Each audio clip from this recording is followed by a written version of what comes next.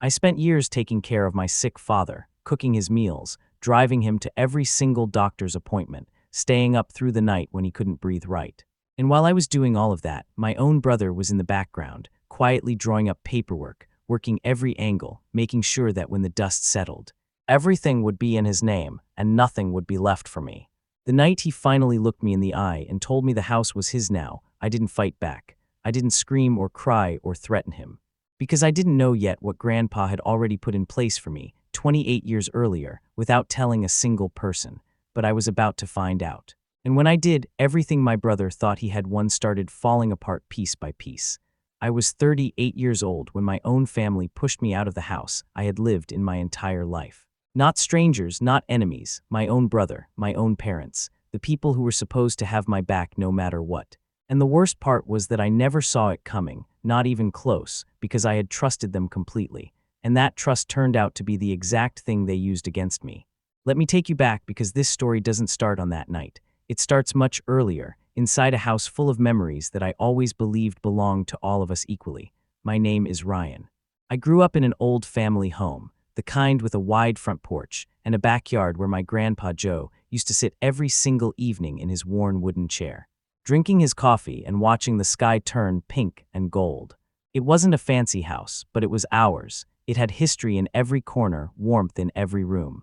Every wall of that house held a story, and for a long time, I genuinely believed that I was part of that story too. My older brother Victor was always different from me in every possible way. Where I was quiet, he was loud. Where I kept my head down and worked with my hands, he wore pressed shirts, networked with the right people, and made absolutely sure that everyone in every room noticed him the moment he walked in. Growing up, my parents adored him completely. He was their shining one, the son they bragged about at every family gathering, the name that made my mother smile just a little wider whenever someone asked about her kids. I never hated him for it. I just accepted it the way you accept bad weather. You don't argue with it. You just learn to keep moving anyway. I got married to Sarah when I was 27. She was patient and steady, and the kind of woman who never once asked for more than you could honestly give. We had a daughter, Emma, 3 years later. She became everything to me instantly. Small and curious and always drawing pictures of big houses with wide windows and gardens full of sunflowers. Our life was simple, yes, but it was real, and real was more than enough for me. For years, I stayed close to home. While Victor built his big city career, I ran a small hardware store in town, helped my parents cover their bills, drove my father to every doctor's appointment without being asked, sat with my mother on the nights she couldn't sleep. Nobody gave me any credit for it. Nobody even said thank you most of the time, but I didn't do it for recognition. I did it because they were my family, and that is what family is supposed to mean. Then my father got seriously sick, and that is when absolutely everything began to change. Victor started coming around more after that. At first, I was actually relieved. I thought finally my brother is stepping up. Finally, we are going to carry this weight together. But I was reading the situation completely wrong because Victor wasn't coming home to help anyone. He was coming home to plan, and his plan had nothing to do with our father's health and everything to do with what our father owned. One evening, Victor called a family meeting. Just us sitting around the dining table under the old light fixture that flickered whenever a truck rolled past outside. He came with papers. Neatly printed, professionally prepared, like he had been building toward this moment for months, maybe longer. He placed the documents in front of my father and spoke in that smooth, easy voice of his. "Dad, this is the simplest way to handle things going forward. Sign this and I will take care of everything. The house, the property, all of it. You won't have to worry about any of it anymore." My father looked exhausted. He had been exhausted for months. And exhausted people, when someone offers to carry the weight, they say yes before they fully understand what they are agreeing to. He signed. My mother sat directly across from me the entire time. And she never once looked at my face. I found out what had happened not from my brother, not from my mother, but from our next-door neighbor. A retired man who had known our family for over 30 years. He pulled me aside one afternoon near the driveway and said, very quietly, like he was genuinely ashamed to be the one delivering the news, "Ryan, I heard the property is being transferred over. I thought you deserved to know." He gave my shoulder one firm pat and walked away before I could say a single word back. I stood there in that driveway for a long time. The sun was still out. Birds were still singing somewhere in the trees above me. Everything around me was moving completely normally, and I was standing completely still, because something deep inside me already knew. Before I confirmed it, before I walked back inside and asked a single question, some quiet part of me already understood that it was true. I went to Victor that same evening. I didn't come in loud or aggressive. I walked up to him calmly in the backyard, the same backyard where Grandpa Joe used to sit every evening, and I asked him simply and directly, "Victor, what did Dad sign?" He looked at me for a moment, and then something shifted in his expression. The smoothness dropped just for a second, and what replaced it was something colder and more calculated. He straightened his collar, met my eyes, and said, "The house is mine now, Ryan, it's done.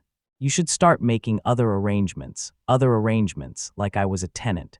Like I had simply been renting space in a house my grandfather built, a house where I was born, a house where Emma had taken her very first steps across those same old floors." I went to my mother next.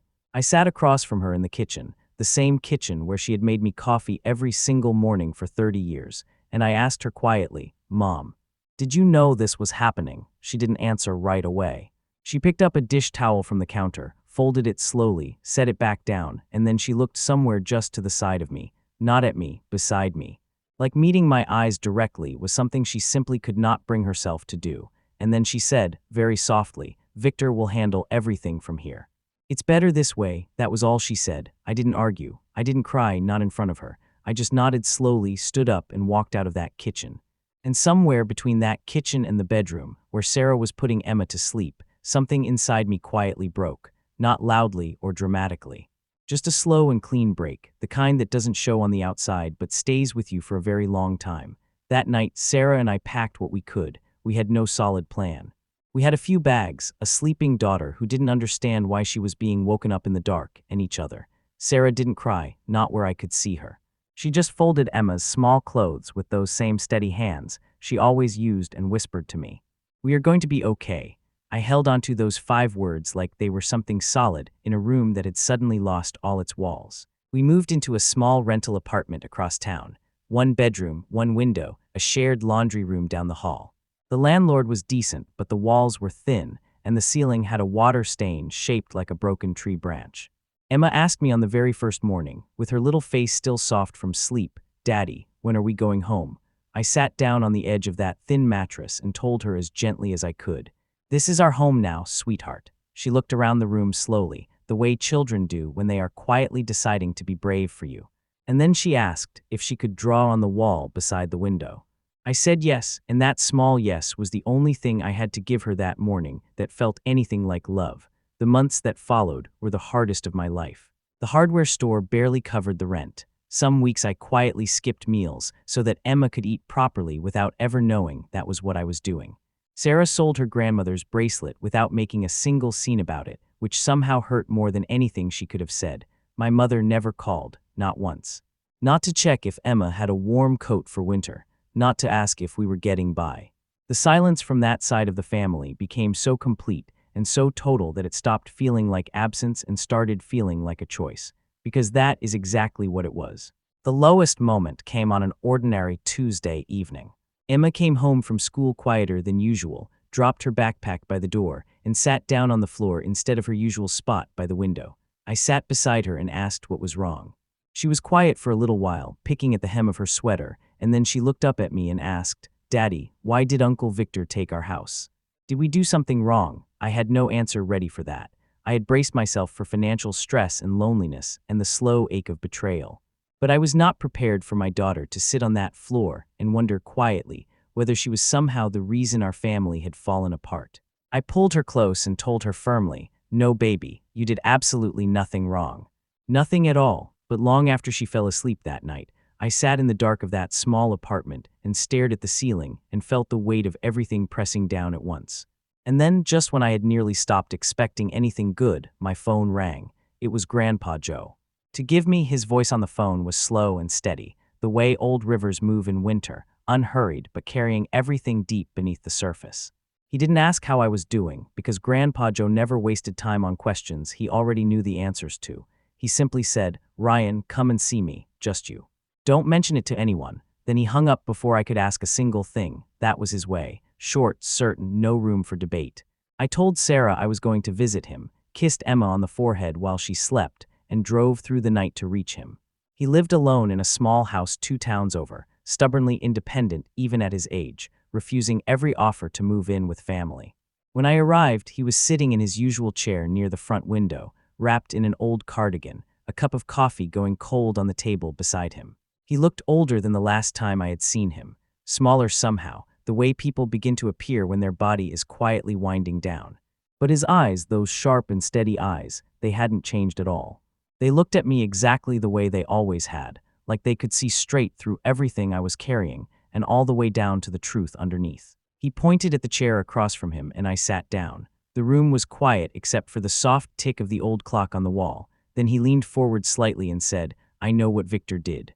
I know what your parents allowed to happen, and I need you to understand something before I show you what I'm about to show you. None of this was ever going to be the end of your story.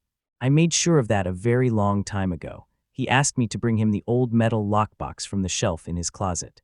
It was heavy and worn at the edges, the kind of box that belongs to another era entirely.